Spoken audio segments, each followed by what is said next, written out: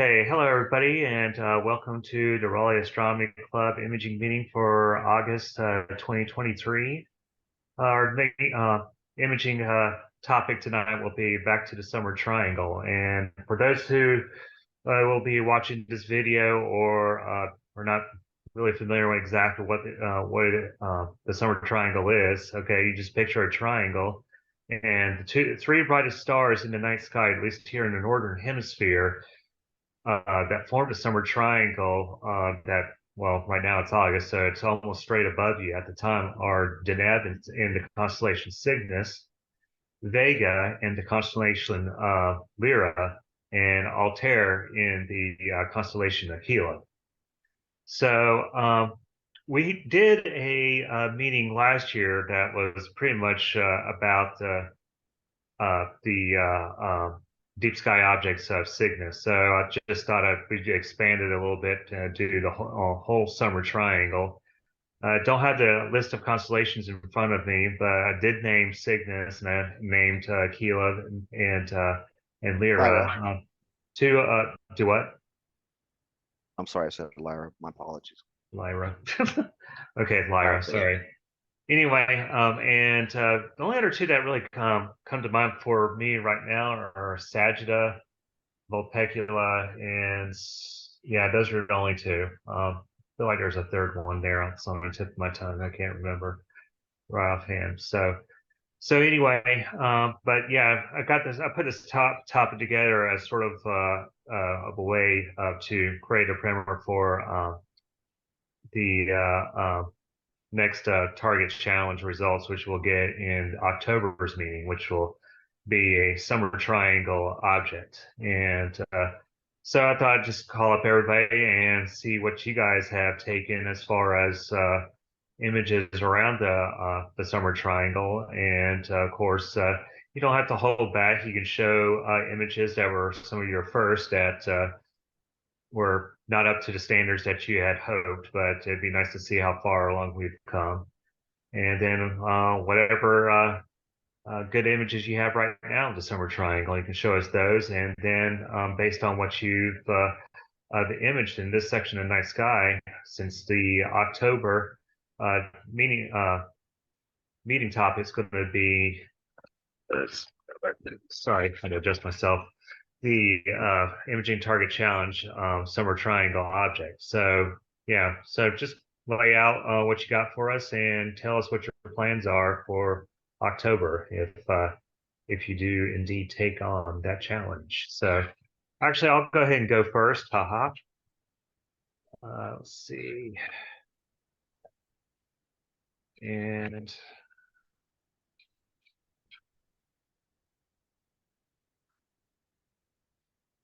now if I can share the screen. There it is. Okay. Okay, everybody can see that. So this is from the Google Drive. This is something that we're going to probably talk about at the end of the meeting that we want to try out later.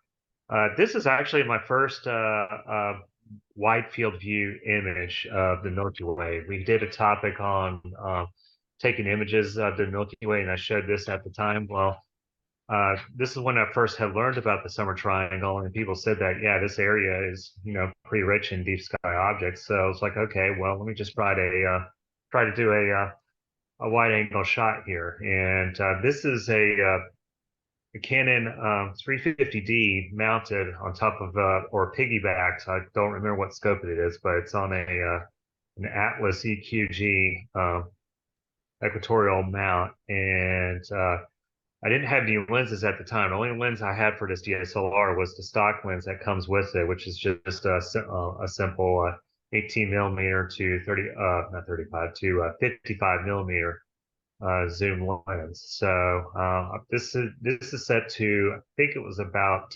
25. That's what it was. I want to say that's what it is. I may be wrong, but anyway, yeah, you can get a good idea of all the objects that you can probably find in this sea of stars right here. But to like set the my slideshow in motion here, I'll zoom in right here. So Can everybody see that object right there in the Yeah, center? Does anybody know what it's called? No? You don't know what that's called? That's called the coat hanger asterism or coat hanger oh, I see it. Yeah, cluster. yeah. So saying on, yeah, so go ahead, just, take a nap, lay down on your side, and yeah, you'll see the There you coat go. hanger right there. So anyways, yeah, so the coat hanger cluster, that's my first image. And let's see if I can get this to work because I got so many windows on a small laptop screen.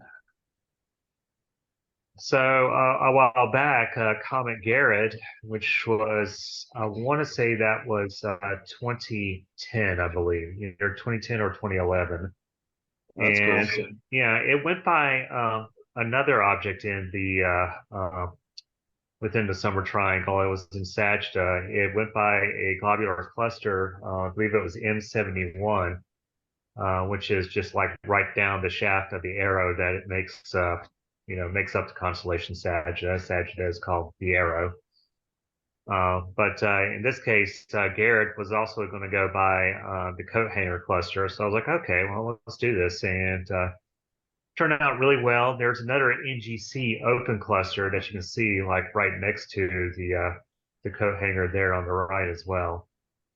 So Garrett didn't move very fast, like some of the more recent comets. So I did a time lapse on it, but it wasn't very dramatic at all. But let's see. All right. So what do we have next? Okay, so here's a breakdown, something Steve is probably going to show us plenty of later on.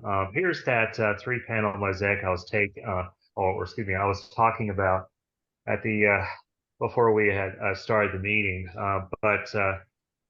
Yeah, so there was a guy online. His name is, I'm just going to give you the initials, JP Savino or something like that.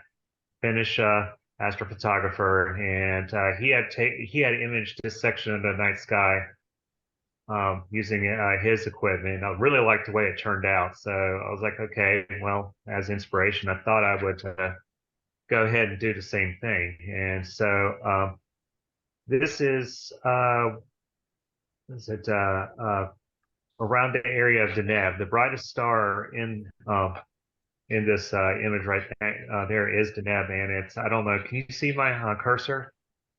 Yeah. Yes. Yeah, okay, so yeah, there's Deneb right there, okay?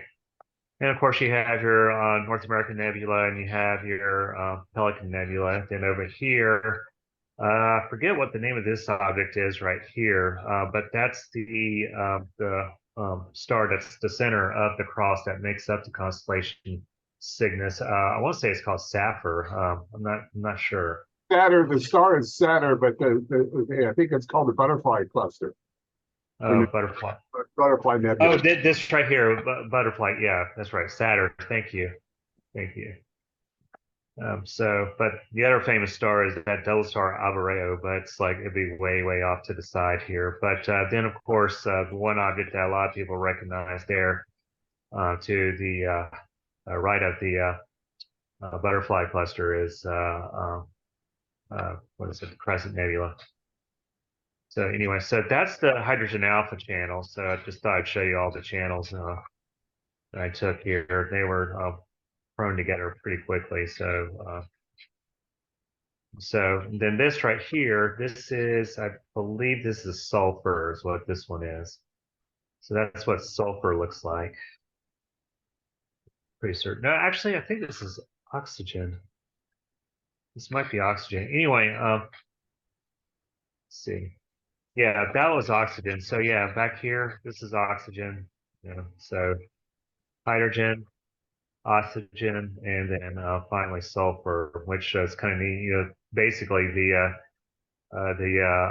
Crescent Nebula, it just vanishes, so there's not much in the way of sulfur in that area. Mm. But anyway, so of course, because I was imaging a large area of the night sky, the whole mosaic is curved a little bit, just because, well, you're imaging the night sky, you're actually imaging a sphere. And so I had to crop it up a little bit, and there's the finished product right there.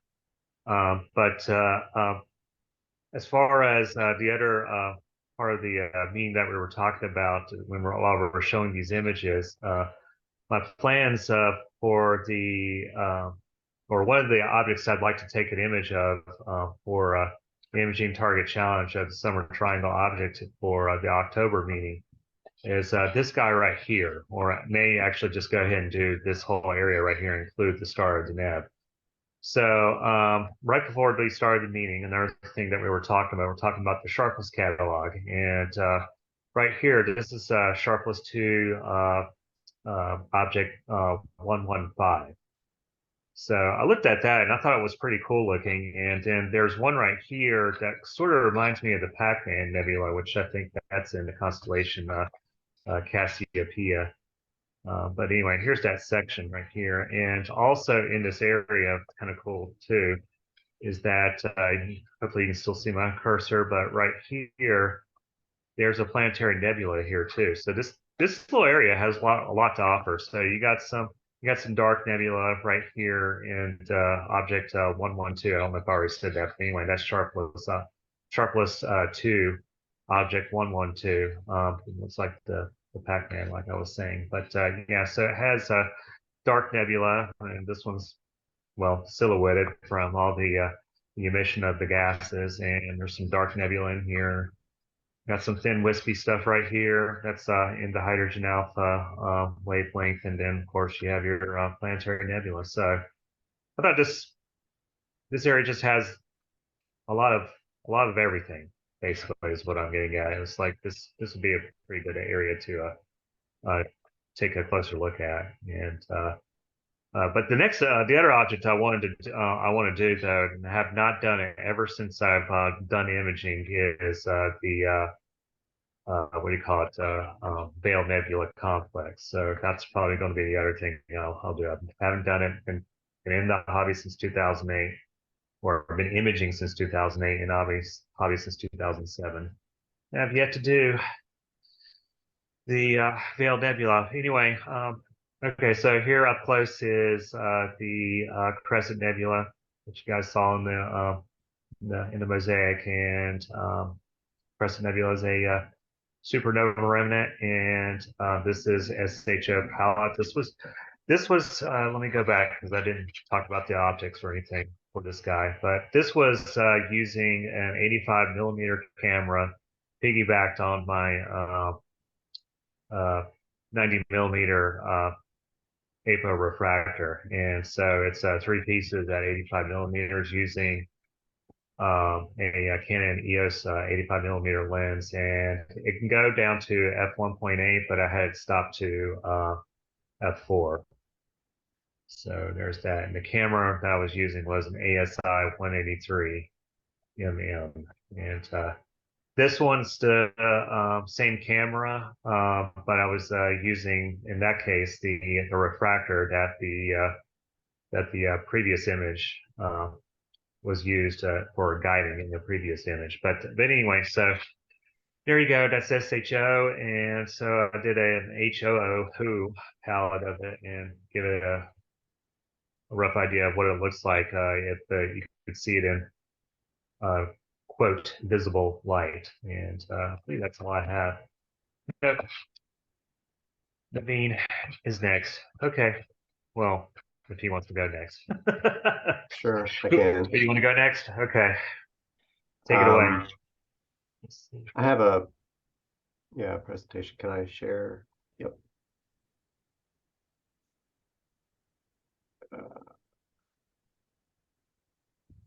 All right.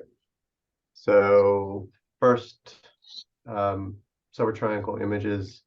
So I have gone and taken some images of the veil. So this is one with the eastern veil. It's in Cygnus, taken 2 summers ago. Zenith Star 73, the 533 MC, and an L Extreme filter. So this is with a doublet. This one was interesting. I didn't think to put like earlier processings of this, but it's like I'm new to the hobby, and you see the color of my shirt's purple. Like some of the pictures I was doing are purple shades, and I just went kind of wild on the palette for this one. But this is where I finally landed. Can't remember how long ago I processed this one.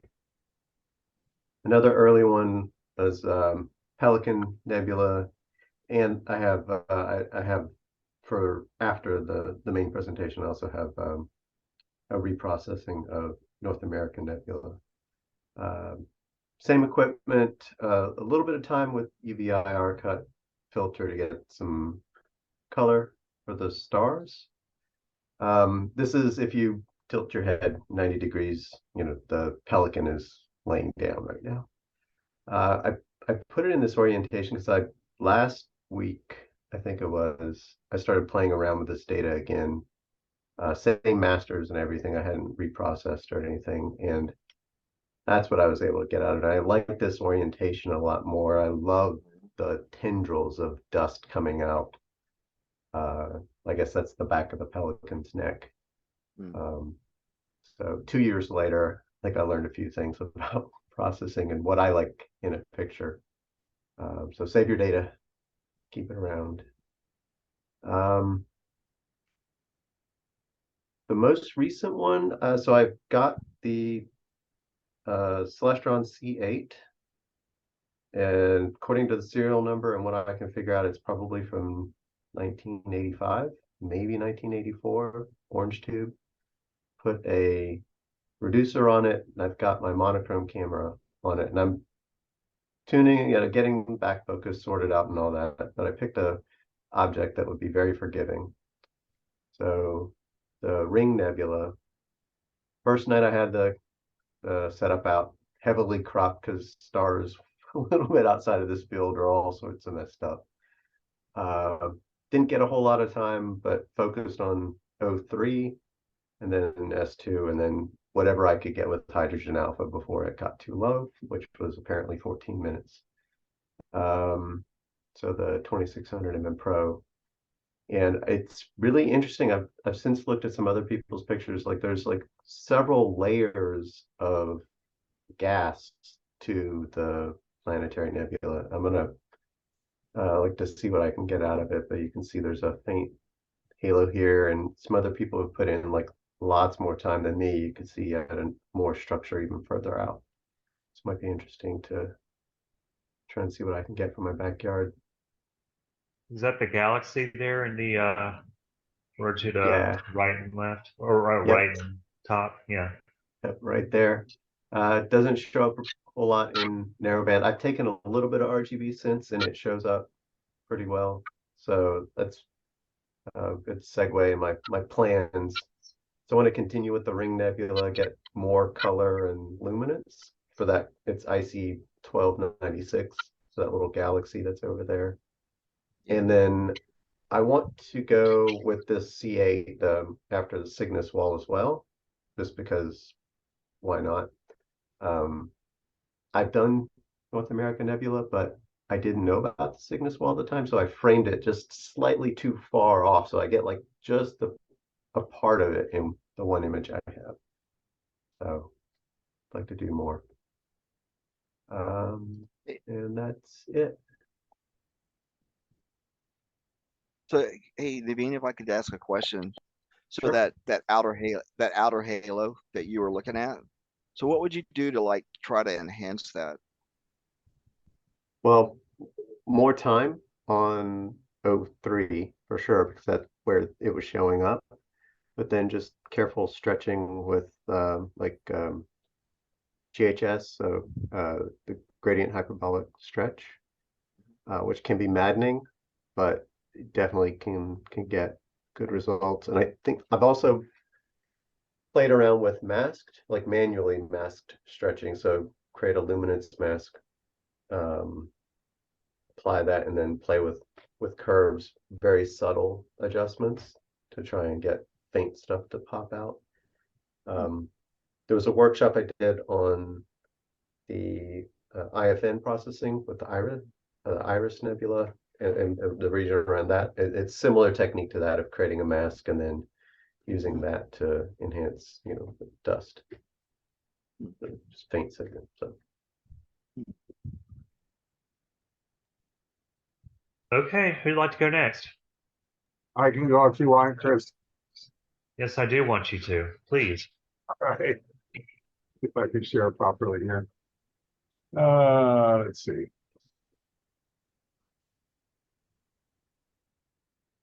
Is that showing up? Yeah, I see it. Okay. This is probably the oldest in this area that I did in 2014. Long before I knew any idea what I was doing. With my modded T2I with a H alpha filter, I think on a 10, 50 millimeter f1.8 lens. So it's only 6 minutes of exposures, no guiding. I don't even remember what mount this was on. Processed with DSS, and probably one of the first things I ever used Pixel sight on. So the North American Nebula, Deneb, and things like that. So it's about way too many stars and way improperly probably processed and all that. But that's 9 years ago or something like that. Mhm. Let's see, what have I got here? Then this is the 86 panel mosaic I've shown a number of times. And of course, here's North American and Pelican, Veil Nebula. Let's see, zoom in on here a little bit.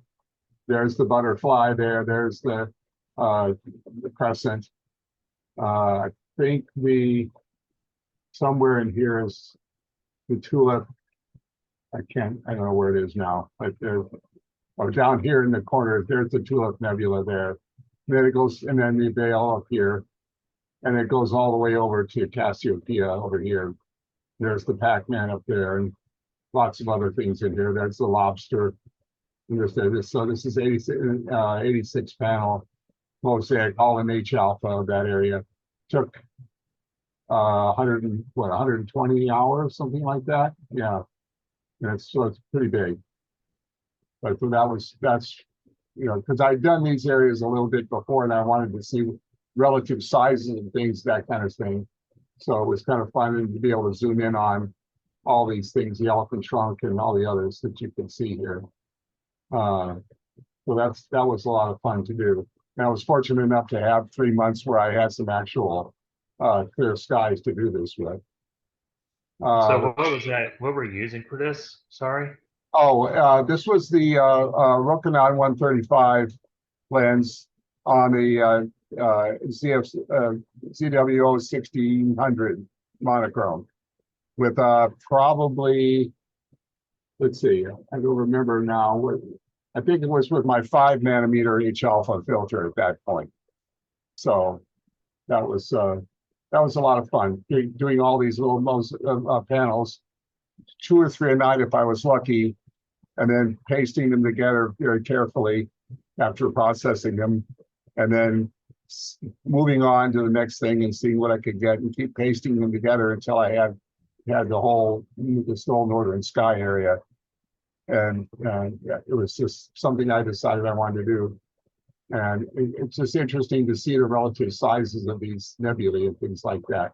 Some of which, if you look at an individual picture, you have no idea how big they are in the sky. This is kind of fun. There's all this nebulosity down here in Cygnus, which is very interesting. Let's see what's next here. Then this is the veil. This is with the 2600 mm and my Chroma 3 nanometer filters, HA at 03, the Stellar View 70 millimeter, and on the Atlas Pro mount. And let's see, this was 90 minutes at HA and 40 minutes of 03, I guess, yeah. And then I'll process in pixel size. It's actually one of my most popular images on Flickr for some reason. And so it's all kind of interesting to see all these structures here put together, all these little filaments and whatnot, the Pickering's triangle and whatnot in here. So that was a fun thing to do as well. And let's see, what's this? Then here's the Cygnus wall that Naveen mentioned. I actually have a better version of this, processed better, but I haven't put it up on Flickr. So this was really, really a fun thing to look at. Pretty. And then last one I have is just a close-up, one of the panels of that mosaic for the North American with the Pelican and Deneb over here. And so this was literally the first of first image I took of that 86 panel mosaic was this one here, because it's just a nice starting out place for doing that. And I just kept building on it in all directions as much as I could to see what I could get. So anyway, that's what I've got, Chris. Okay, well, what are your plans though? It's hard to Just tell. stay in Europe? Well, I won't be back in Europe until December, so if the sky's clear, I'm probably going to try to do some sharpless objects in these areas of the northern sky. See what I can find. Yeah, always something different. All right, so stop sharing. Okay, who'd like to go next? I can go next. I don't have very much to show. All right, let's see what you Do I got. just share my screen? Yeah, just share it. Okay. I did upload to your directory. Oh, did it work finally? Yeah, it finally worked. Let's see. Here we go. So this is my wide field of the summer triangle. And so here's Vega over here. We've got Altair right here, and then let's see. Oh, and then there's Deneb right there. And I will kind of just pinch this out if I can. There you go. There's your coat hanger right there in the middle. So, and I did this with an iPhone 14 Pro Max. Let me see if it will let me.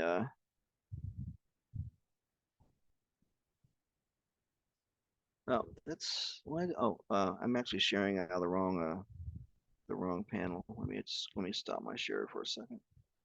It was supposed to be this guy.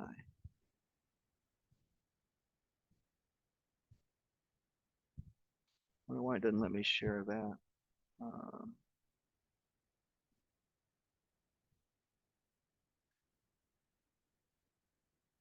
Share screen.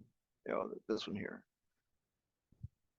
It's the same image, but I get to auto advance. But anyway, yes. Yeah, so I just click this guy. You can see the coat hanger right there in the middle, which and then the next, here's the metadata off of it. It's just 10-second exposure with a 12 megapixel iPhone.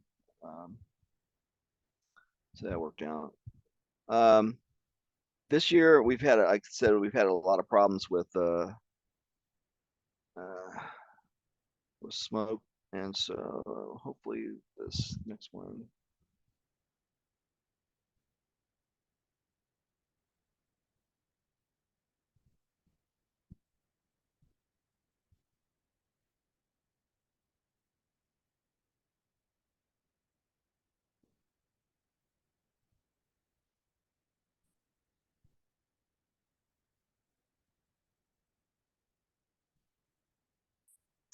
Sorry, I've so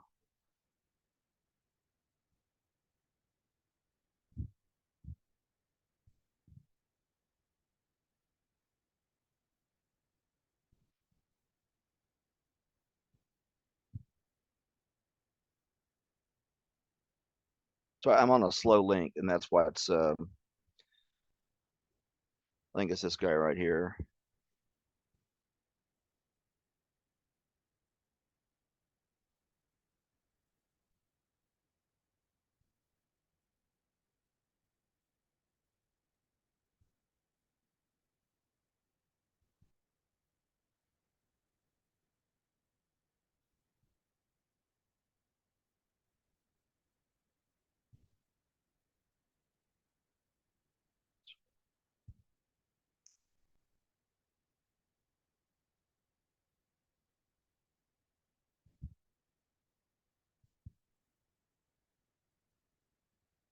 There we go. That's what the one I wanted. Apologies, like I said, I'm only on the internet's not great out here, so I'm on a fairly slow link.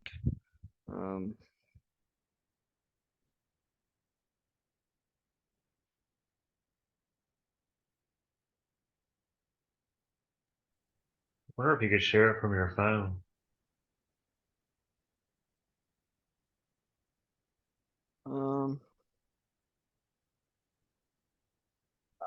I don't know. It's actually it's this particular image is not on my phone is the only thing. Um, Well, it is just to let you know it's the Ring Nebula, and then I actually did some enhancements on the ring. But looks like to me my link is pretty slow here, and so it's trying to reopen it over Zoom. I'm going to kind of back off that because I can't really see, it's not going to. I Doug, you don't want think me it's to going. share? I think Yeah, you want to share it. If the it's going to be the fuel. that one? Hold on a second. So go back. That's the one I cropped. Okay. There's one that should be the one at the top. Was that the one you were showing? There we go. So this is the That one one. at the top. So this is the okay. So this is the original view out of the C11. The C11's got Starzona, Hyperstar. I think it's a Starzona 4. It's about a 540 millimeter focal length. It's been changed to that. So it's the the CCD camera is a DS16 Skyraider from Malincam. So just to say a little bit about that, I don't like that camera. It has a really poor color response, and the other thing too is that Malincam and SharpCap are in a war with one another, and Malincam only really has released a generic driver for it. So you don't get a great color response out of it. You can't really use all the SharpCap features that would come with that camera. But anyway, so this is it at that 3.7 degree field of view that we get out of the C11. So if you go to the next one, I cropped it and expanded it. That's a little bit bigger. And so you can see a little bit of the color on the ring there a bit. And then the next one I kind of a bit overcorrected, I think. So it's pretty bright there. And then I think there's one more on the ring. And that one I kind of softened it just a little bit. You see I'm getting a little bit of drift on the stars there. But if you do expand it out, you can actually kind of see the central planetary in that as well. But yeah, but that's the only thing I have to show tonight. I was taking this through a fairly thick layer of smoke up on at Logan Pass. So but I do hope to improve that. And I was hoping to this weekend, but it doesn't look like we're going to be relieved from the smoke. I've got one more chance up at Logan Pass on September the 8th, and I'm hoping that for clear skies then, and hopefully I'll be able to improve that image a bit more and everything. But I really appreciate all the images you guys have been sharing. It gives me some really good ideas for. And I don't know if you guys could create a list of that. I'll try to get some better. That sounds like a really some of those object lists sound really interesting. So I'll try to get something better for you if I can get some clearer skies down up here. But that's all I have. Thanks. Thanks, Doug. I like the color balance in this one in particular. It looks really nice. You definitely can see the center star. Yeah, thanks. Yeah, I was able to. That one's I think is probably the better one of them all. But I do appreciate the feedback. But yeah, I mean, you guys have done some fantastic work. I mean,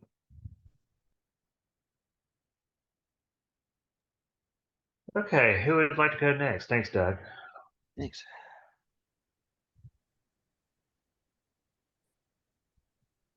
Nobody? Okay. I guess I could go, Doug.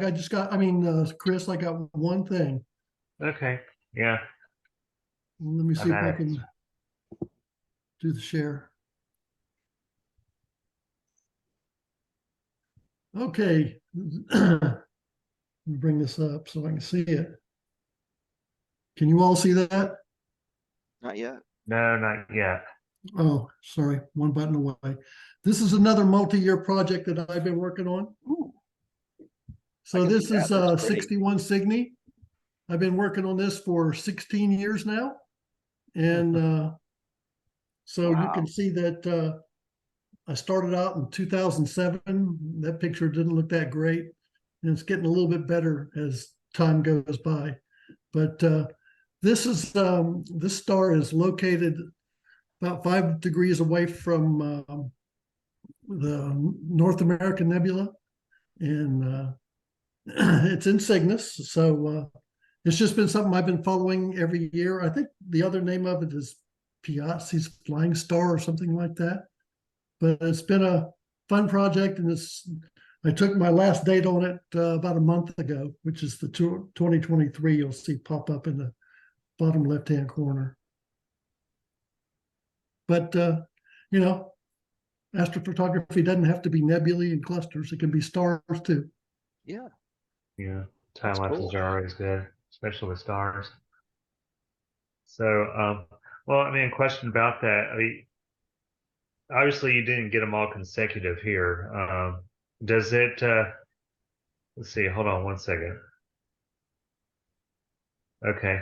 Does it have you ever like taken it to like 2 years in a row? I mean, because I'm looking at those, they kind of like jump ahead a little bit with each Yeah, consecutive you one. mean 2 consecutive years? Yeah, sorry. Yeah, 2 consecutive years. No, if you look at the difference between the last two, Yeah. that shows 2 years worth of motion. And so they're pretty tight. The motion in 1 year isn't, super red, apparent unless you get a longer focal length. And this is with my 500 millimeters. So, I was gonna say, I mean, if it's just stars, why don't you just put a Barlow in there?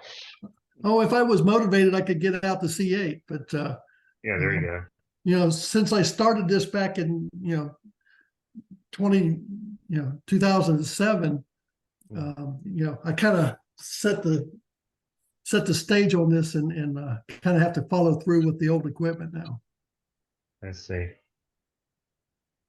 It's funny. I don't think I've ever seen this from you. It's always been that other one that's in Bernard Star. You always yeah, do. Bernard's. Yeah, it's always Yeah. one that's one I've always looked to you for. Yeah, this one I think is cooler than that because obviously it's a double. Yeah. And so, and Would there's a you say little bit it's of color contrast too. Would you say the motion's like what, like maybe half the speed of Bernard? Yeah, maybe even less than that.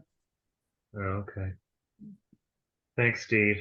Yeah, that's very interesting. These are amazing things, Mark, you do. Just amazing. Pretty Thank you. amazing. Definitely. Okay, I'll stop the share unless there are All more right. questions. Okay. No, I don't have anything. Anybody else have anything else to show? Is the veil witch's broom's in this correct category, right? For tonight.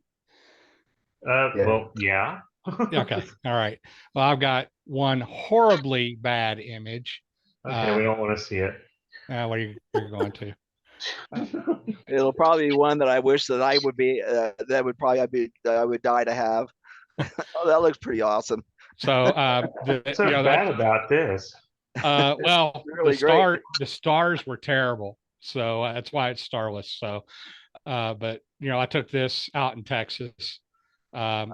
This is, well, I don't know how many of them actually stacked because it looked so bad. I just didn't really do a lot with it, but it was 63-minute subs, RGB gain 0. So, I mean, I got, I felt a good detail in it, but the stars are just so horrible. They didn't even all come out on the right side there. You can see them. But yeah, that had some promise of being really good until I discovered tilt. John, you were in, what was it, Bortle 1, did you say? Bortle 1, yeah. Yeah, well, maybe why don't you try this from home? Yeah. And see what you get in the same amount of time. I bet you there's nothing like this.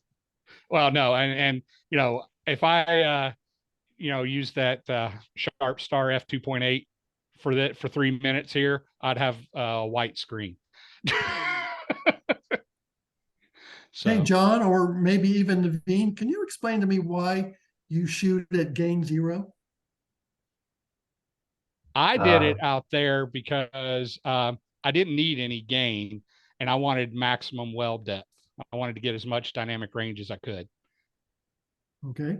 Yeah, But- same, but also the file size, because if you shoot with a lower gain, you need to shoot longer, so you're taking fewer subs, and the trade-off is going to be SNR with fewer subs. But I mean, I was also shooting unlawful. at f2.8, so Yeah, yeah, I wouldn't have done that with my 61 millimeter sharp star. It's it's f6, but f2.8 is what I did there. So Define bad stars. So what was bad about them? they're donuts on the right side, Oh, okay. and they're pinched on the left. So Was So that's where you found the issue with tilt then. yeah, Exactly. I was like, yeah, that's not good. So, but That's pretty interesting. yeah, and then but I do like all the detail I got in the. I don't know if you can see my cursor moving on here or not, but Yeah, you can. Yeah. I like all this detail and stuff that Oh, yeah, it's came out. amazing. But just the fact that the stars were so bad, I couldn't do anything with them on that one. You got to focus it for the detail. It's just the stars were off, right? Yeah. So, but anyway, that was that one. So Wow, it's beautiful. and that's the only one from the summer triangle I have to show. So What? It was worthwhile. if you guys want to, if you want, when we're done with that, if you actually want to see the marathon stuff, I can go through that. Well, can I just ask a question?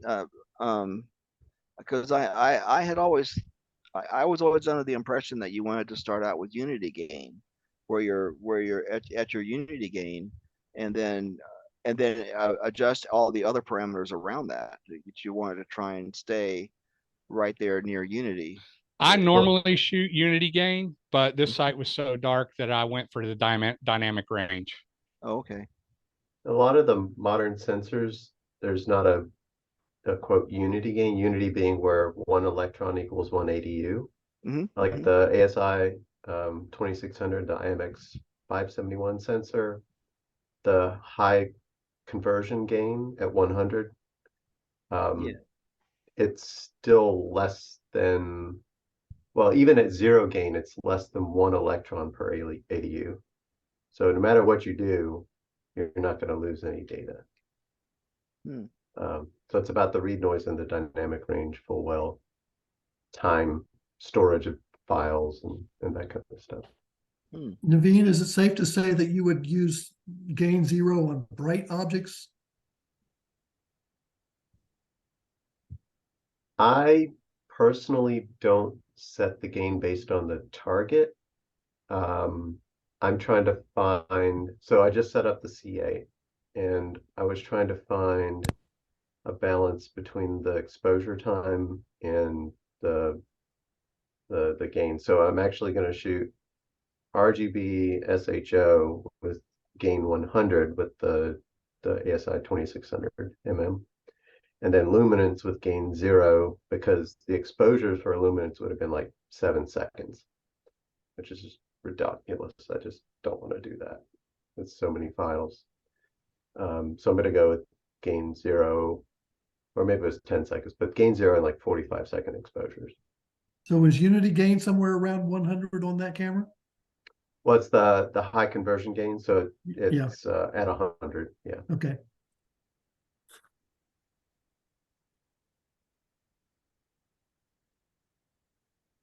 Primer. Okay, so does anybody else have anything to show about the summer triangle? I got 2 or 3, Chris. All right, let's see again, Johnny.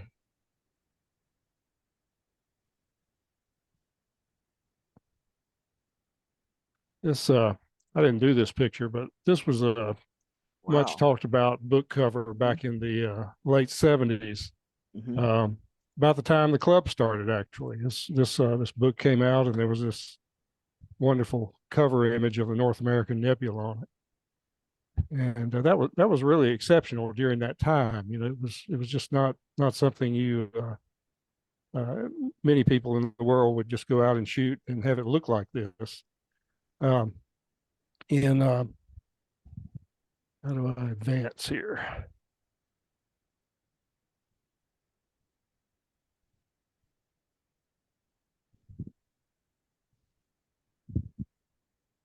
Not sure how I advance to the next one here.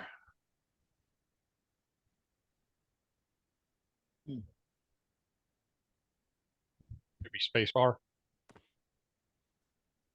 I It's saw not it. working, There you not go. working for me. Okay, here we go. Yeah. Here we go. Yeah. Okay. Oh, But oh, that's cool. 1987, I got a 8-inch Celestron Schmidt camera. And for those of you that don't know how much fun one of these cameras was, it shot a piece of 35 millimeter film, a chip of 35 millimeter film, and you put it in this film holder that had a curved pressure plate. The image, the focal plane of the Schmidt camera was not a plane at all, it was curved. And you had to have this film holder that curved your piece of film. Huh. And there was a screw on the back of the film holder that you turned, and it would bow the film so that all of the image area would be in focus. If you didn't turn the screw tightly enough, it wouldn't be in focus. If you turned it too tight, the middle part of the picture, the film would bulge out, and you would have out of focus stars in the middle and sharp stars in the other. Anyhow, this is in October 1988 on Grandfather Mountain, where I had my Schmidt camera, and this was one of the pictures I shot during that session. The Schmidt camera, the modern day equivalent of that is the Celestron Rasa, the 8-inch Rasa. But the Schmidt camera was almost one full photographic stop faster than the Rasa. It was f1.5.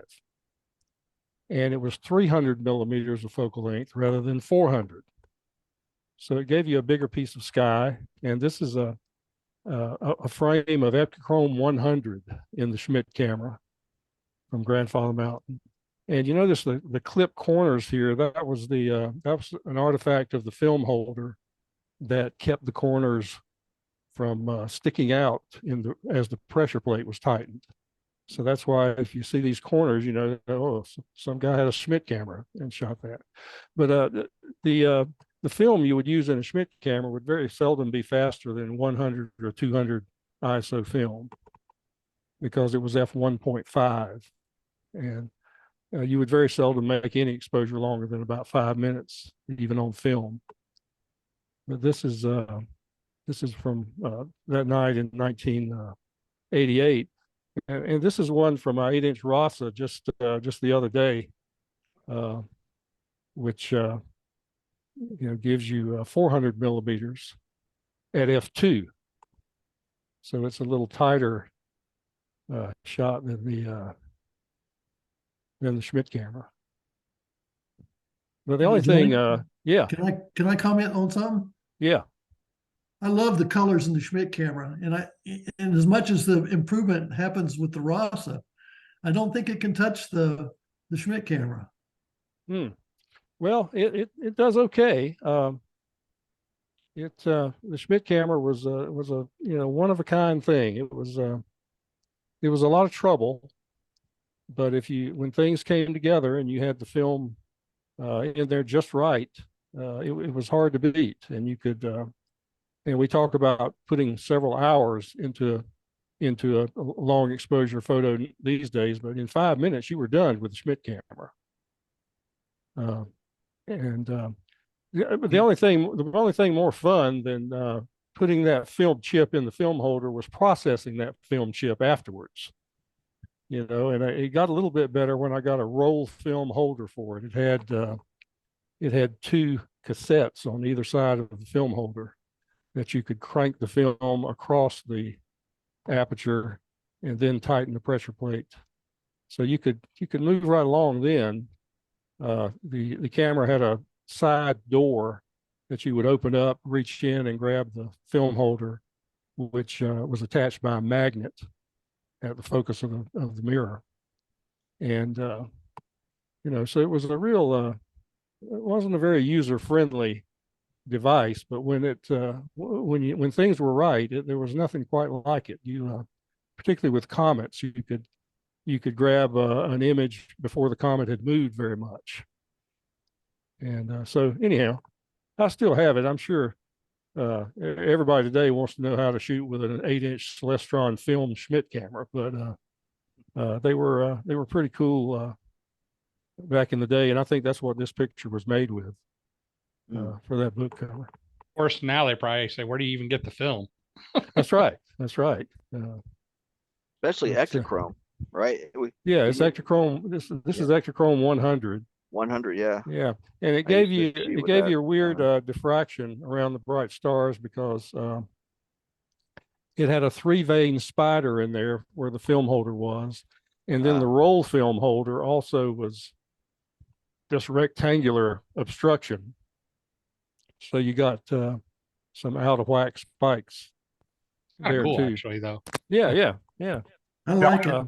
But Johnny, when you had the film holder, did you do multiple shots of the same thing? Just because it sounds like focus was very problematic. Yeah, I did. When I had the roll film holder, Steve, I would do several back to back because in later years it was determined you could scan and layer up all those individual exposures and get better quality. And I went back and did that in a lot of cases. But I would shoot 4 or 5 of them, because you're only talking 3 to 5 minutes for each one. Yeah. I mean, I did a lot of film photography in the 70s, but not of astronomy things. And I never knew what I had. And I was so happy when I got anything. Oh yeah, me too. You didn't have a clue what you had or didn't have. Yeah. I still don't have a clue. Yeah, I know what you mean. But another Schmidt camera artifact, if you had a bright star here, you would almost always get a reflection, this funky little reflection, misshapen reflection, diagonally across from it. And I didn't in this one, but there was kind of a spot in this area. If you had a bright star there, you could count on getting a reflection as it bounced through the system. Would it be almost like a lens flare? I mean, Something like that, but it was not round or oval like it was this contorted little reflection in there. But it would always be on the opposite diagonal of where the bright star was. Hey, Johnny, is it safe to say that you either processed this yourself or somebody at the paper did it rather than sending it off to Kodak? No, I did it myself. Yeah, I shot a little bit of Kodachrome with a Schmidt camera. That was kind of neat because you had to rewind it back into the Kodachrome cassette, in the film holder, and send it off to be processed. But I did a little bit of Kodachrome, but the rest of it was E6 Ektachrome or Fujichrome, film. But it's just beautiful. Yeah, but anyhow, that's taking you back there. I realize that. But, Pretty neat stuff, though. that's fascinating. incredible. Yeah, that's all I've got for this, Chris.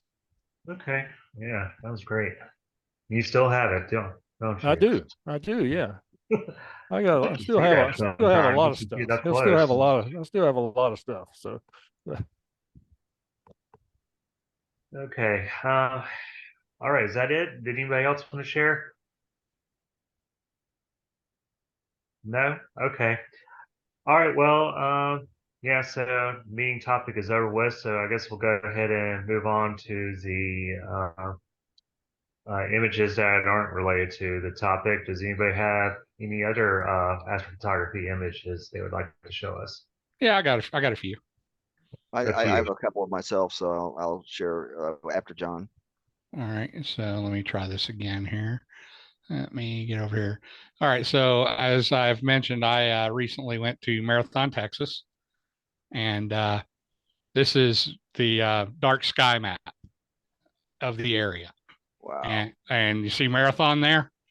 That's just to the lower right of center.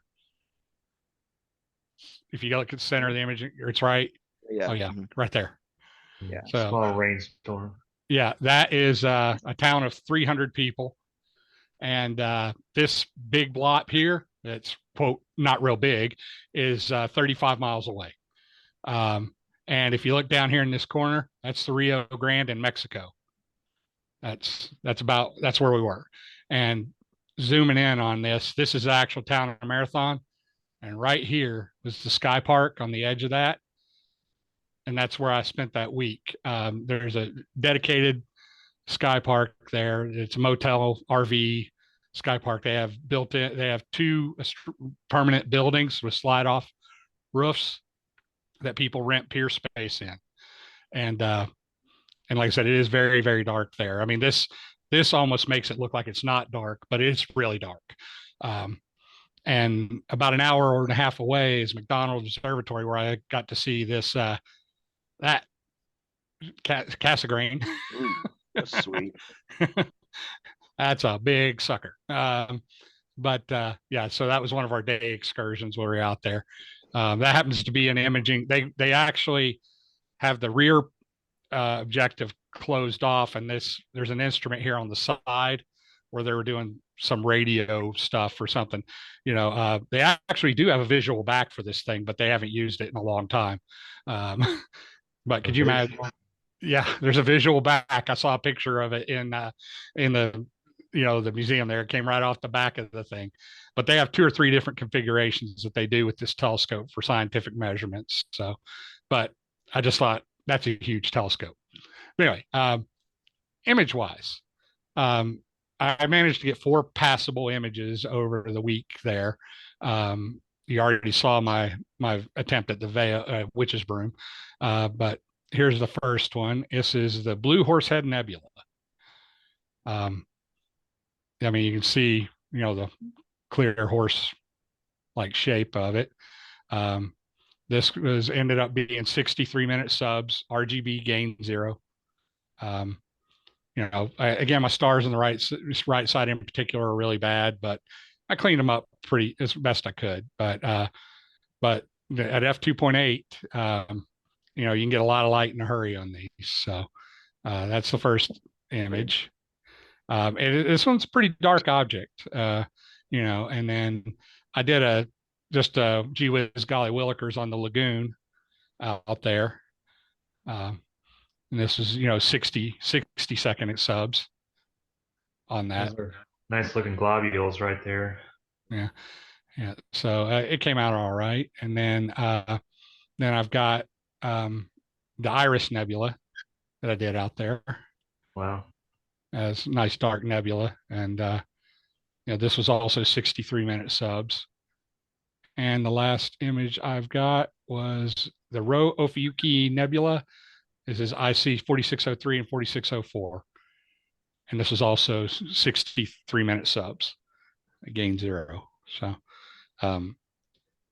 really, really dark side. This is pretty low on the horizon too. This was probably, I want to say 20 degrees above the horizon, something like that when I imaged it, because I ended up in, imaging the fence that was in the windbreak that was between my scope and the object by the end of the night. So, but yeah, I'm pretty happy with this one. This is the one I like the best out of the ones I did out there.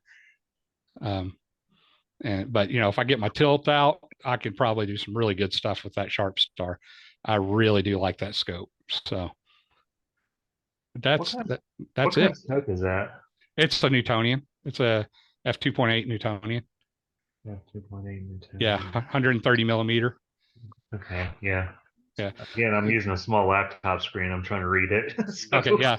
Yeah. The interesting thing, and Mark, I think it was you that mentioned something about my Sharp Star 61 millimeter. Yeah. They basically have the same focal field of view. The Sharp Star is 364 it's 364 millimeters, I think, or no, it's like 349, I think, and this is like 364 or something like that. They're really close in focal length. Actually, it's just this is a whole lot faster. Yeah. So, well, John, is it safe to say that you've now been spoiled and you don't want to do anything more from home? well, no, I'm still going to do stuff from home because I have no choice. But that site is definitely, there's nothing there as far. I mean, they have a quote grocery store. It's like inside it's basically the size, it's a room. It's basically like a Quick Mart. And, I was looking at like a small squeeze thing. A Miracle Whip was $8.50. I mean, it was ridiculous, because the nearest town was 35 miles away. So we went grocery shopping 35 miles away while we were there, so, but, That's go the ahead. same thing. That's the same thing I'm experiencing here. Yeah. You want, well, the closest grocery store that's worth shopping at, it's basically, it's a Harris Teeter. It's owned by Harris Teeter, but anyway, it's 15 miles away. But the best shopping is at Costco, 35 miles away over in Kalispell. Yeah. So everything else is like you just said, $8, $9. Yep. And they roll up the streets at 2 p.m. there. I mean, it was also like 1,000 degrees. It was 108, during the day. And at night, basically, if you had like a Raza out there, which one guy did, he could not do anything before midnight because of the wind. I mean, when the temperature starts cooling down, that differential just makes the wind howl. I mean, like 20 mile an hour gusts, until midnight, roughly. It was windy as hell. So he was not able to do anything, with his Raza until after midnight. It was crazy. Now mine wasn't so bad, being only 130 millimeter, and it's not quite the wind sail. I was able to do stuff, but it was definitely, you could see the spikes in my guiding before that. When I had my, after midnight, after the wind died down, I was getting like, I don't know, 0.28 RMS or something like that on guiding. And that was with 1 second guiding subs.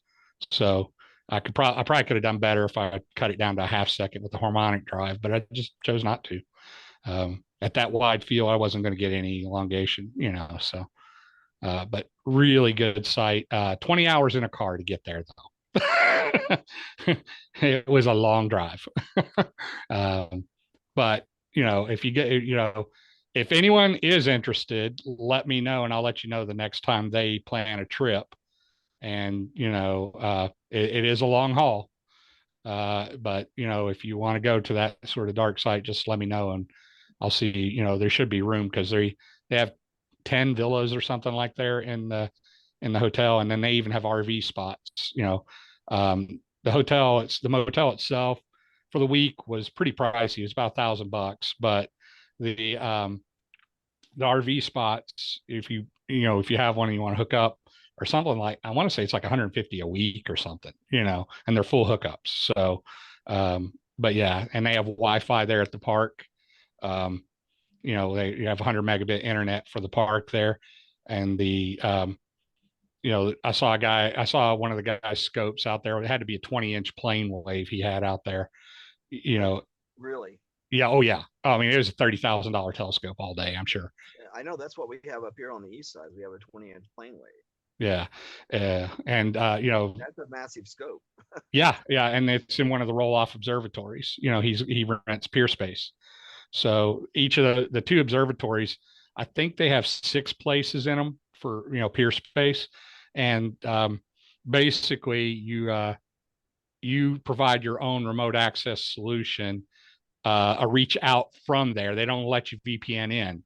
So basically it's your device has to phone home for your VPN solution to remote control your own telescope. But literally they give you IP address space and you basically remote control your telescope, schedule your own jobs and do what you want to do.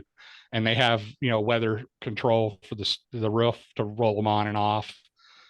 So they send alerts if it's going to be closed or whatever. It's pretty cool for a town in the middle of nowhere, Texas. I mean, yeah. I mean, the border control station is probably 15, 20 minutes outside of Marathon. The border is another 60 or 70 miles away from there, because the border control for Big Bend National Park, they just go collect bodies every once in a while because you're 70 miles from the highway from the border. So they're like, yeah, go ahead, cross the border here. Oh, man. You're just not going to make it anywhere.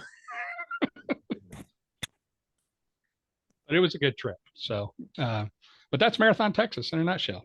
300 people. I left my scope out all week. I didn't even take it down. I didn't take my gear down the entire week. How was the humidity out there? Negative 5%. It was high desert. I mean, So no dew control or whatever. no, there was absolutely no need for dew control whatsoever. I mean, it was definitely, it probably got into the low 80s, high 70s at night. Probably high 70s. But in the daytime, it was 105 plus every day. So there you go.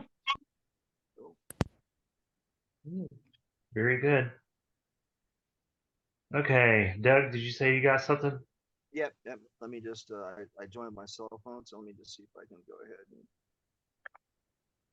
So I think if you put your mic down a little bit, it might help. You're a little faint. Oh yeah, thanks. Yep. Is that better? So let me see here. I go back to the, somehow I missed I've come off the app.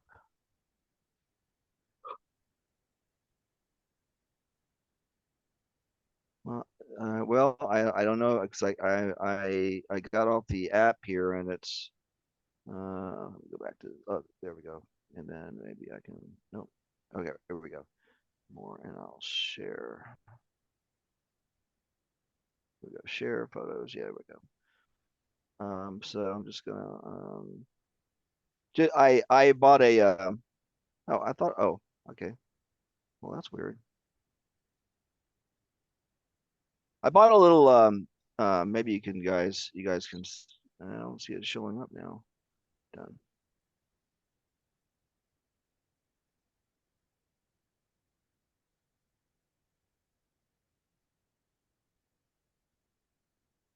I'm trying to share off the phone. Done. Hey Doug, this is Don. Your Yeah. background looks like a Van Gogh painting. On me on my phone. Yeah, whatever the screen behind you. It's kind of interesting. Oh, you mean behind me or my cell phone? Whatever's behind you, yeah. That's the Milky Way. Yeah, it looks like a Van Gogh painting. Oh, thanks. Well, I'm trying to share off my cell phone, and when I say select photos, and oh, do I have to add that? Oh, there we go. All right, here we go. All right, well, I'll just share this one. I bought just for the meteor shower. I got like a little 8 megapixel ZWO. It's an MC. It's an ASI 678 MC, and so I was able to I put these on a 10-second loop. I mean, it was a really incredibly active shower. This is probably my brightest one, but yeah, this was a lot of fun. But out here it was a very active shower. I've got tons of meteor images from it. But yeah, I have a little so it's got like a little 9mm lens that goes on it. So I think the total focal or the magnification here is about 3.4x on it. But yeah, so I just thought I'd share that, but it's a lot of fun. So the meteor shower was cleared at night. Yeah, believe it or not, for once that was actually a night that I was off from the park. Actually, if you see, there's actually quite a bit of light there. I was actually, so they put us up in an RV park for the volunteer program, and so I'm about 4 miles away from Glacier, and yeah, and so you can see it's pretty light polluted there around there because the owner has some arbor lights and stuff that he keeps on all night. But yeah, it's pretty clear that night. That's fortunate. Yep, and then it clouded. Believe it or not, it clouded right back over the next day. like, well, at least for once, usually all, it's the folks. opposite. Yeah, usually it's the opposite, you know. All right, thanks. That's all. Thank you all. It was a nice little, it's a fun little camera to use though. You know, it's so Okay. Anybody else? Yeah, I have one, Chris. All right. Let's see what you got. And oh yeah. Oh, that's pretty. yeah, I took this up at the gun club. Actually, Rick White was up there with me, and he got some data as well. And it was on July 11th, and it was actually a very good night. And this is Tim has been hearing that a lot lately. July 11th was such a nice night. yeah, this is in Draco. This is the Galaxy, the Needle Galaxy on the left, NGC 5907. And to the right, the one below is called, it's NGC 5908. They call it the mini Sombrero Galaxy. And then 5905 is the other one up top, which is kind of cool. It's a central bar and has kind of a nice wispy two arms. Yeah, I think it looks better than the other two. it's really pretty. And this is taken with my 94 millimeter f6.8 refractor, and it's been cropped, so it's equivalent to about 900 millimeters. And this is 60 3-minute sub exposures with the ASI 294. And I like it, but I'm starting to see with the old refractor, you can see on some of the bright stars, there's a halos around it. And that's partly the refractor and partly my lack of skill of processing. I could probably do a better job of subduing the stars and then increasing the gain on the objects here by doing masks and that in GIMP, but it's pretty involved and I'm lazy. It looks great, Don. Yeah, it turned out pretty good. Fine as is, yeah. Yeah, I like it. Here. Yeah, Yeah, it's very there's nice. detail there, and you know, I Yeah. mean, the refractor is sharp. I mean, you can see detail right into the in the needle galaxy, and that, so yeah. And I that's think it. my favorite's that spiral. I love that. Yeah, I face like line. that one too. Yeah. Yep. Don, one thing you could consider if you want to try and control your stars is to process them separately. Like StarNet can be run standalone. You know, pull it out. I do have StarNet plus plus. Okay. And I've used that, and but I've never tried it on galaxies. It should leave the galaxies fine, but you could just, it gives you the flexibility of working on, like you can just simply stretch the stars less than you would stretch the galaxies. Yeah, and that's then what I've recombine been. them. That's what I've been doing lately. Is so I do run Star Exterminator in my case and split the stuff off and stretch them separately from the DSOs. Yeah. Yeah, because I've seen some stuff like it done in Photoshop, and I was watching this guy, and it's like you've got to be out of your mind. It's like playing an hour's chess game. You're trying to keep track. You'd need a computer with a lot of processing to yeah, to do what he was doing. But yeah, maybe I should give that a try. And I've used it effectively with from the other exposures, such as with the Veil and North American. It works very well, and subduing the stars. Yep, that's all I have. All right, fantastic. And Anybody else? I don't have new images, but I have new processing, if that's okay. I'll allow it. Yeah, does anyone want to see a picture of Mexico across the Rio Grande? That's Already all I got seen left. I already saw it.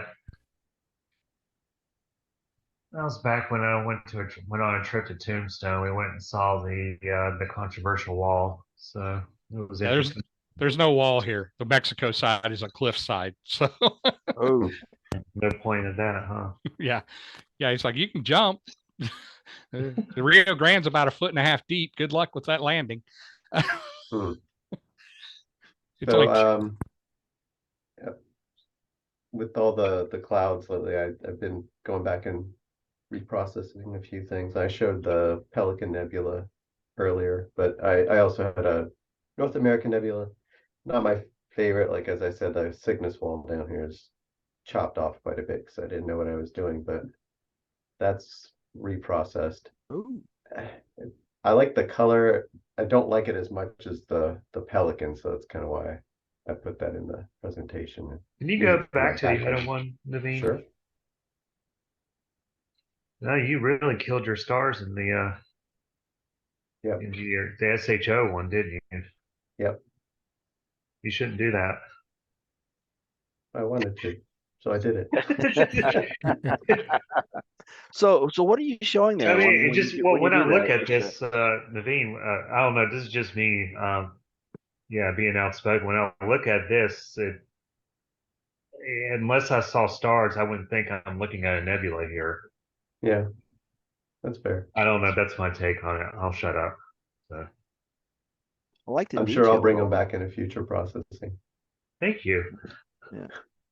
I like the looks like to me like the detail in some of the nebular clouds is really enhanced though. Oh yeah, no, it's sort of like a Where's Waldo kind of thing. It's like you Yeah. got all this other stuff distracting you from what you're trying to look at, and or find in the case of Waldo. But yeah, I don't know. I'd like to have some more stars there. Yeah, maybe we went too far on the well, stars. and what you guys kind of mentioned there is one of the reasons I do the DSO separate because it seems like I can get a lot more detail out of the DSO, and then I could bring back the stars to whatever level I want them to be in the image. Mhm. So I do like doing them separate, because like I said, I don't think I can get the detail out of the DSO, out of the clouds and such with the stars still in there. Yeah, yeah. The other two images I have to show are similar. So this is with the Rokinon and the Canon T2i, and I really like this image, but I reprocessed and pulled the stars down quite a bit, and then you start seeing like this little faint thing here. I had no idea. You can see it in the other one, but there's just Yeah, more that shows I up. like the reduction of the stars in that one Yeah. a lot. Yeah. And then finally this one, I spent 36 hours collecting data, and this was the original processing, and it's never been what I wanted. And then I did that. Oh wow. It's the same exact masters, no reprocessing. It's crazy. So that's Don, that's an example of where, stretching the stars separately can really make a difference. And I've learned a lot about processing dust in the, I think, year and a half since I'd last tried this Can you one. go back? Huh. Okay. So how are you able to stretch your stars separately? Was that So I'm using Blur Exterminator, but there's also StarNet, the version 2, which can run standalone. You can pull the stars out, so you have two images, and I do it while it's linear. You meant Star Exterminator, right? Not Blur Exterminator for that. Yeah, I meant Star Exterminator. Sorry. But yeah, so just pull them out and then process separately and recombine at the end. Oh, Yeah, and I do the same thing, except I do run Blur Exterminator first, then I split it. I do SPCC, and then I do Star Exterminator and split them into two separate images with stars in one and the DSO in the other, and then I work on them separately until I want to combine them back together. Yeah, I've started taking the stars out 3 times when I process. First, I do a starless dynamic background extraction, add the stars back in, do I think Blur Exterminator, no, maybe color correction, then Blur Exterminator, pull the stars out again while it's linear, do the stretching, combine them, combine luminance after recombining the stars, take the stars back out, do final tweaks, put it back together. It's nuts. I really like this image. Pretty, Nice. thanks. Yeah. Where is this? Hold on. It's in Cygnus somewhere, isn't it? Is it? No. Or near it? Um, it's kind of off, technically in Cepheus, Okay. Okay. All right. towards Cygnus, though. But it's right towards the border. Sorry, that's the field. Okay. I don't know this off the top of my head. I'm cheating. All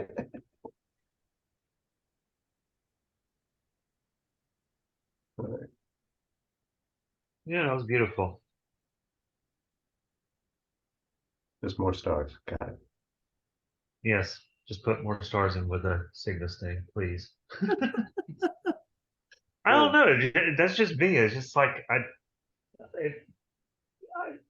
don't know. That's I just like me. stars myself in the image, but yeah, I do like them reduced, right? I mean, yeah, have them reduced. It's just that what I'm getting at is like you want people to understand that they're looking at an astrophoto, not some sort of mystery object that you're like yeah. I mean, it helps to have the stars in there to let people know that they're looking at this big, humongous structure that's out in space rather than just some sort of piece of art or whatever.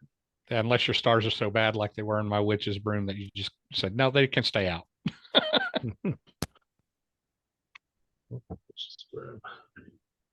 Okay, anybody else? I have one I'll show. Okay. I think a lot of you may have already seen it, but I'll share it just in case.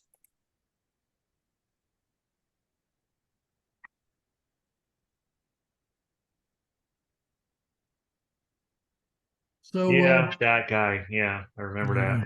Pretty. This is about the entire first 5 years of my astro imaging career right here.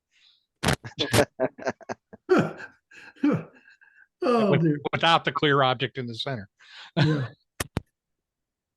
Anyway, I took this just about a month ago, and I was using my C8 at f7, and this is with my ASI 1600 mm, and it's 44 times 45 seconds, so 30 some odd minutes.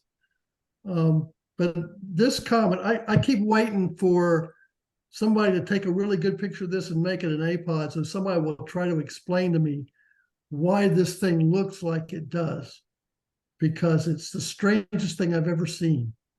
Well, there was an article that I ran up against in my Google feed on my Android phone, and it was talking about the exact same thing. So it wasn't just you; other people saw this as well. Yeah. It's weird to me because if it's a shadow kind of thing, I could understand it, but if it's something else, comets rotate on their axis, and so you would think that the dust and stuff would spew out in all directions or get mixed up, especially after days and weeks. But the look of this comet remained fairly consistent over a fairly long period of time. So it's just got me mystified and kind of really intriguing. Hey, Mark, unrelated. You said you were using a C8 at 0.7. Yeah, What was the reducer on it? it's the Celestron Edge reducer. Oh, it was an Edge. Okay. Uh-huh.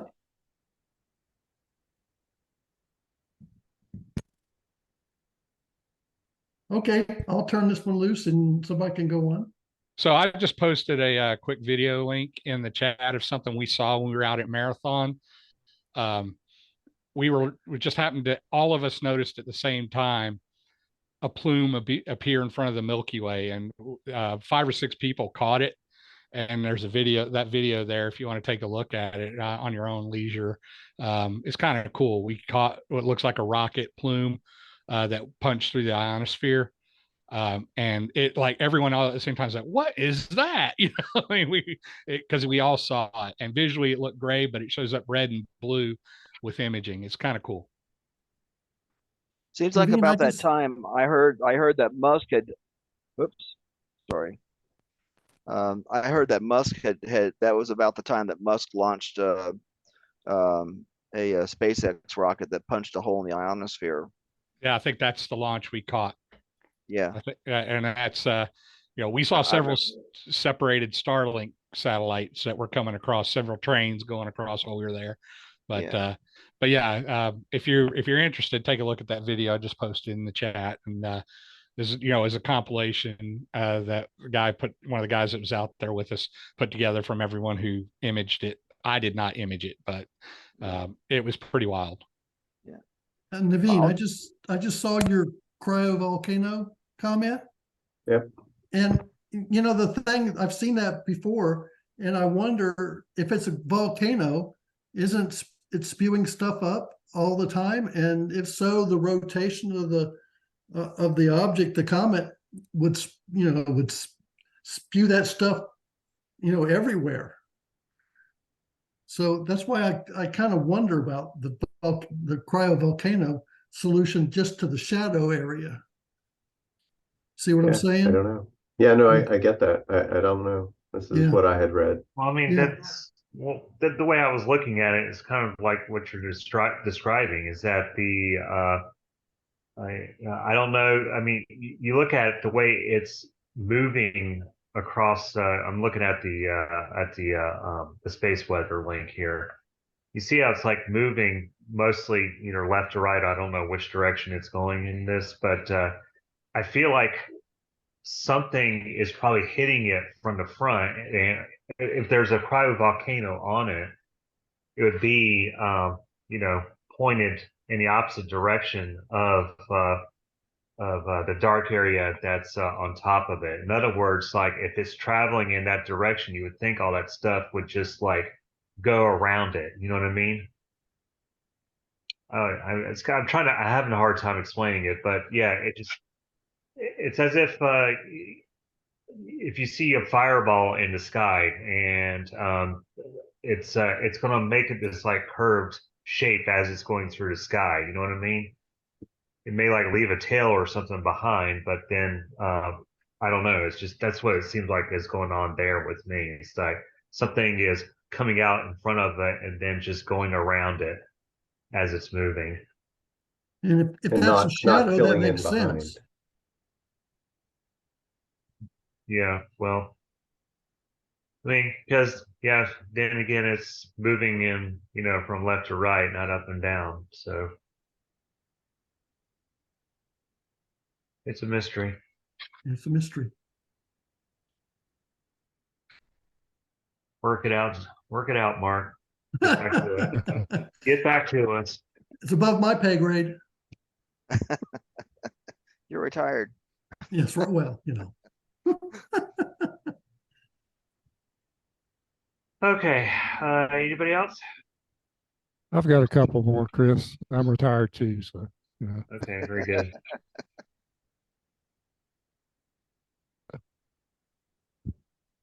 I got up and imaged Saturn for the first time since conjunction back on. This is a picture from July 7th, and it's really the rings have really closed up since before conjunction. I fished out one that I did in August of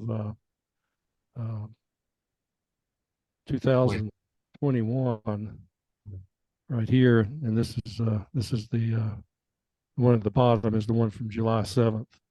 So the rings are really closing up, and I remember during some other ring plane crossings, you start to see more of Saturn's moons near the planet just because of the shallow angle with the rings, and this was tight, and it was very near the planet that morning. And I don't think I've ever gotten a picture of Saturn that had one of its moons in it.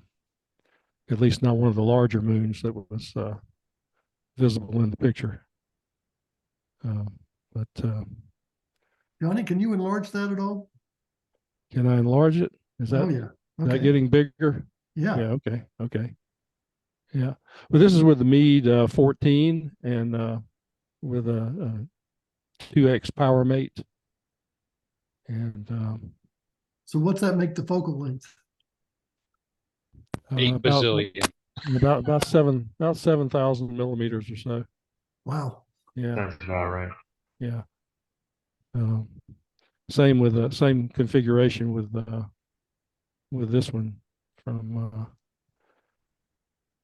Wow, that's fantastic. yeah. The detail's great. Also, I've had my ASI 2600 MC color camera for about a year now, and I had never shot much, if any, with it in the bend mode, you know. And I've been using it on the 14-inch Meade at about f7, which is still what 2,800 millimeters of focal length or so. So it's oversampled. So I bend it 2x2, Wow, and that's pretty. for this picture about a month ago, and it worked pretty well. It was a lot less noise, and so the next day I set the camera up and did about several gigabytes of dark frames at bin 2 and bin 3, so I could have those. But So 3 or 4 frames with that camera. No. yeah, and this is only about an hour's worth of exposure. It's 180-second subs. So not, Which telescope? with the Meade 14 at about f7, Wow. using an astrophysics focal reducer. It's about f7, and I used it. Is the chip in the 2600 the same as the one in the 071? Yeah, it's an APS size chip, but it's 26 megapixels. So you bin it in bin 2, you get about 6 megapixels. But the 2600 is a 16-bit camera, so that helps out a lot with this. But yes, they're both APS size chips, Mark. And then this one was just from the other night. This was also Wow. with the 2600, but it's a live stack of 59 30-second exposures, unguided, just using the ASI live stack software, no calibration frames or anything. So it's pretty happy with the camera. Yeah. But I'll be shooting, if I'm shooting the 14-inch at f7, I'll be shooting more bin 2 pictures in the future. It's still, sampling still isn't ideal, because I think it was like unbend, it was what, like 0.32 arc seconds per pixel or something like that, and bin 2 it's 0.6 something. So I'm gonna try bin 3 next and see what I get. But You shoot some more darks then. yeah, well, I've already done that, Mark. Okay. Yeah, I just set it up and let it run for about 14 hours and shot all manner of darks of all durations. So Did you anyhow, shoot the darks with it bin too? yeah, oh yeah, Okay. I was gonna Yeah. say. yeah. Hey, Yeah. Johnny, what mount do you have the meat on? It's a Optron CM 120. Yeah, I've had it for about a year and a half, and it's the main mount in the observatory now. And it's not the it's not the one with the encoders either. It's the cheap model. So, but it's doing pretty well. Pretty. Seems to do just fine. That's all I got. Okay, very good. All right, well, I don't know. I guess we call it a night. Does anybody else have anything else? Nope. Okay. All right, well, I thank you guys for all coming. And let's see, what do we got here? For next month, let's see, 1, 2, will be the 14th. Okay, so our next meeting will be the 14th of September. We have a speaker.